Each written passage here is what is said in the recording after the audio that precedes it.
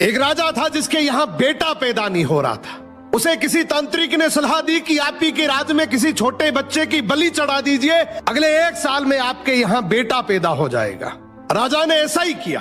अगले ही दिन ऐलान करवा दिया कि जिस घर से बच्चा दिया जाएगा उस घर को ढेर सारा धन दिया जाएगा। राजा का यह ऐलान एक गरीब परिवार ने सुना तो अपने घर के सबसे छोटे बच्चे को भेज दिया कि यह बच्चा हमारे किसी काम का नहीं, इसे रख लो। अब बलि चढ़ाने की पूरी तैयारी हो गई। राजा ने बच्चे से पूछा, कोई तुम्हारी आखिरी इच्छा? तो बच्चा बोला, मुझे बस थोड़ी सी गिल्ली मिट्टी ला कर दे दो।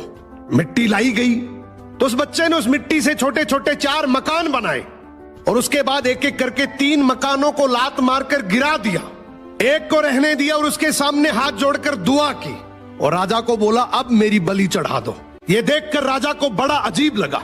वो डर सा गया कि शायद बच्चे ने कोई तंत्र विद्या की हो।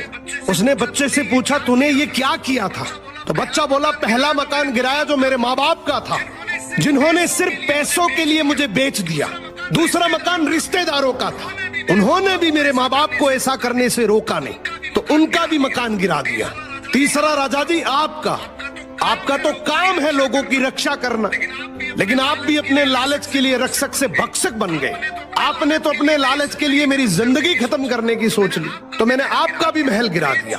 और ये चौथा मेरे भगवान का घर है, उसके सामने मैंने हाथ जोड़कर कह दिया कि अब सब तू संभाल लेना। राजा ने बच्चे की बात सुनी तो आंखों में आंसू आ गए और गहराई से सोचा कि किसी हंसती खेलती जिंदगी को खत्म करके मुझे बेटा मिल भी गया तो मेरे किस काम का, क्योंकि मेरे राज में न्याय की भूल हो सकती है लेकिन उस ऊपर वाले की डायरी में गलती की कोई गुंजाइश नहीं है। राजा ने रोते हुए बच्चे को गले लगा लिया और बोला, आज से तू ही मेरा बेटा है। इस कहानी का मतलब है कि दुनिया के सामने झुकने से कुछ नहीं होगा, क्योंकि दुनिया अपने मतलब के लिए कुछ भी कर सकती है। झुकना है तो उस भगवान के सामने, जिसके सामने झुकने से तुम्हारा कोई कुछ नहीं बिगाड़ सकता।